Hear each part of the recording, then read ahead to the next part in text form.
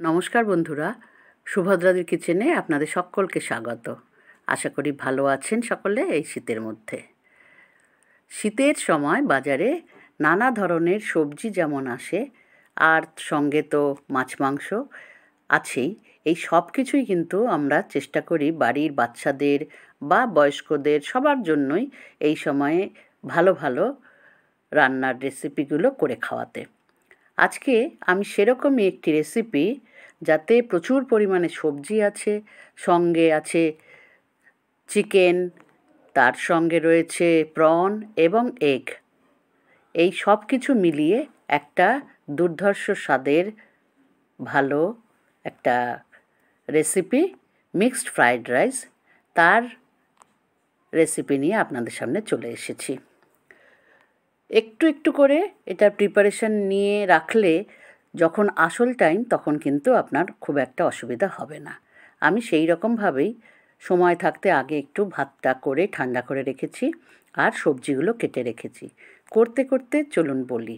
খুব বেশি আজকে কথা বলা যাবে না, কেননা অনেক কিছু দেওয়ার আছে, সেইগুলো তো আমাকে বলতে হবে।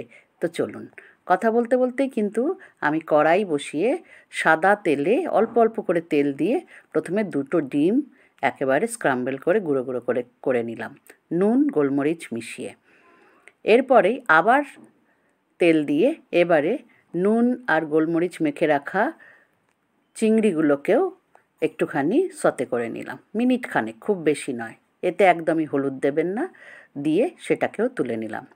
সবজি আমি নিয়েছি একটা গাজর, আধখানা ক্যাপসিকাম, ৮-১০টা বিনস এবং ৫-৬টা ফুলকপির টুকরো, সবগুলোকেই ছোট ছোট করে কেটে নিয়েছি। এবারে আবার কড়াইতে তেল দিয়ে ভেজে নিচ্ছি এবার সবজিগুলোকে।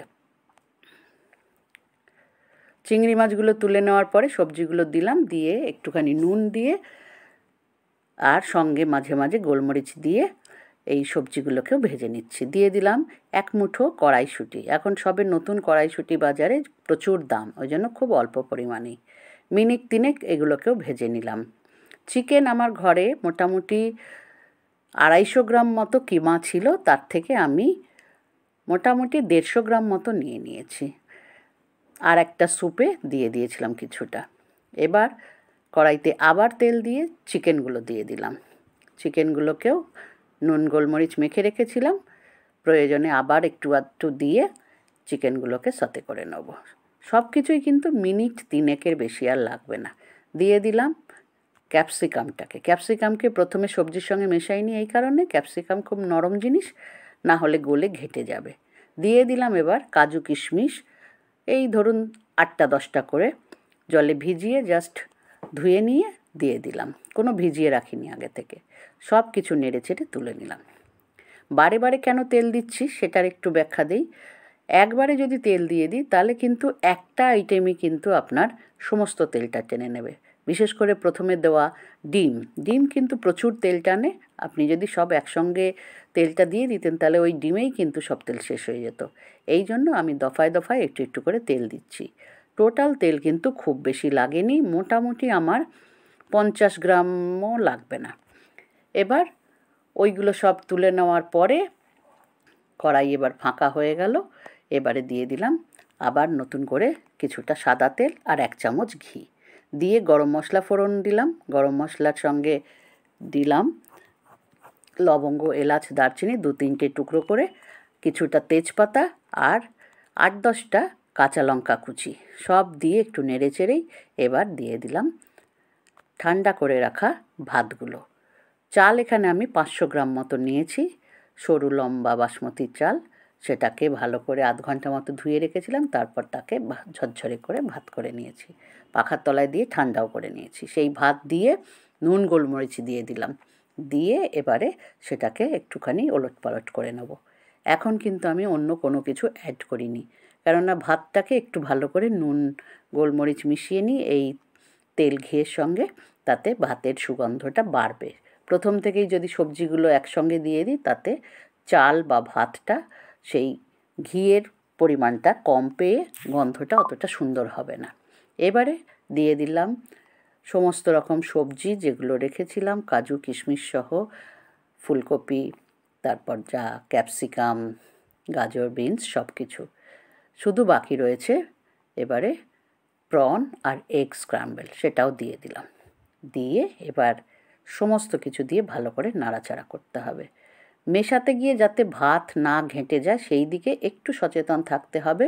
এবং সেক্ষেত্রেই আমার টিপস যে ভাতগুলোকে বেশ কিছুক্ষণ আগে করে একটু ঠান্ডা করে রাখবেন, তাতে চালটা নাড়তে সুবিধা হয়।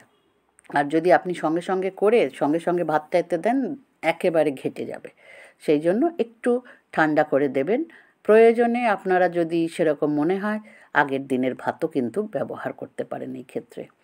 কথা বলতে বলতে নুন গোলমরিচ তো আগেই দিয়েছি ভাতের মধ্যে, এবারে দিয়ে দিলাম 1 চামচ মতো গুঁড়ো চিনি। গুঁড়ো চিনিটা আসলে আমার করা ছিল তাই দিলাম, নাহলে আপনারা এমনি চিনিও দিয়ে দিতে পারেন।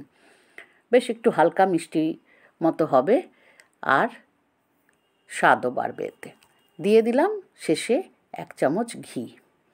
এই ঘিটা দিয়ে এবার মিশিয়ে দিতে হবে। শীত পড়েছে তাই জন্য ঘি জমে একেবারে বেশ শক্ত হয়ে রয়েছে, তাই জন্য চামচ থেকে পড়ছিল না। চামচ দিয়ে নেড়ে ছেড়ে তারপরে আবার স্প্যাচুলা দিয়ে ভালো করে সব কিছু নাড়িয়ে এবারে রান্না শেষ করব। বন্ধুরা, খুব সহজেই এইটা করে নেওয়া যায়, আর ঘরে থাকা উপাদান দিয়েই আপনারা এটা বাচ্চা বুড়ো সকলকেই কিন্তু খাওয়াতে পারেন। এইটা পেলে আর কিন্তু বাচ্চারা বিশেষ করে কিচ্ছু চাইবে না। এতেই রয়েছে চিকেন, সঙ্গে ডিম, সঙ্গে প্রন, তাহলে আর তাদের কিছু লাগে? একদম হেলদি ফুড, প্রচুর সবজি সহ, মায়েদেরও মন খুশি। বয়স্ক লোকেদেরও খাওয়াতে পারেন। তেল মশলা একদমই নেই, খুব কম। ভালো থাকবেন বন্ধুরা, ধন্যবাদ।